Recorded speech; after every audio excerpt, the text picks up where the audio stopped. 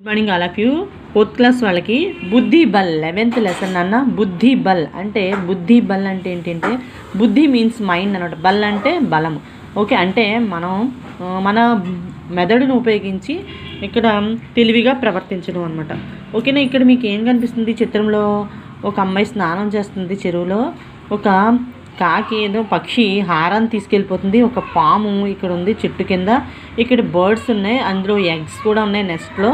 ఓకేనా. దీనికి సంబంధించింది మనం ఏదో చూద్దాం. ఇక్కడ గోల్డ్ ఆర్నమెంట్స్ కూడా ఉన్నాయి కదా. సో వీటికి సంబంధించింది ఏంటో మనం ఈ లెసన్ని చూద్దాం. కిసి ఏక్ జంగల్ మే దో కౌవే రహతే థే. కిసి ఏక్ జంగల్ మే అంటే ఒకనొక అడవిలో, జంగల్ మీన్స్ ఫారెస్ట్ అనమాట. మే అంటే ఫారెస్ట్లో. దో కౌవే రహతే థే. దో అంటే రెండు అనమాట. కౌవే అంటే కాకులు, రహతే థే అంటే ఉండేవంట. కిసి ఏక్ జంగల్ మే దో కౌవే రహతే థే అంటే ఒక అడవిలో రెండు కాకులు ఉండేవి. ఓకేనా.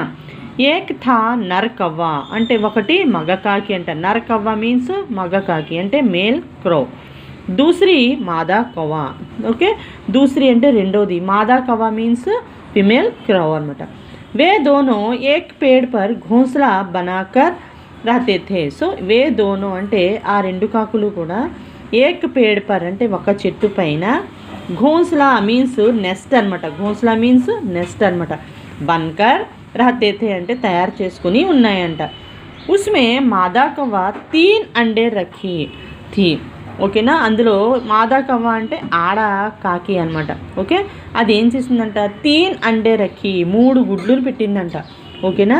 సో మళ్ళీ చెప్తాను చూడండి. ఒక అడవిలో రెండు కాకులు ఉన్నాయి. అవి అందులో ఒక మగ కాకి ఉంది, ఒక ఆడకాకి ఉంది. అవి రెండు కలిసి ఒక ట్రీ పైన నెస్ట్ చేసుకొని ఉంటున్నాయంట. ఘోస్లా మీన్స్ నెస్ట్ అనమాట.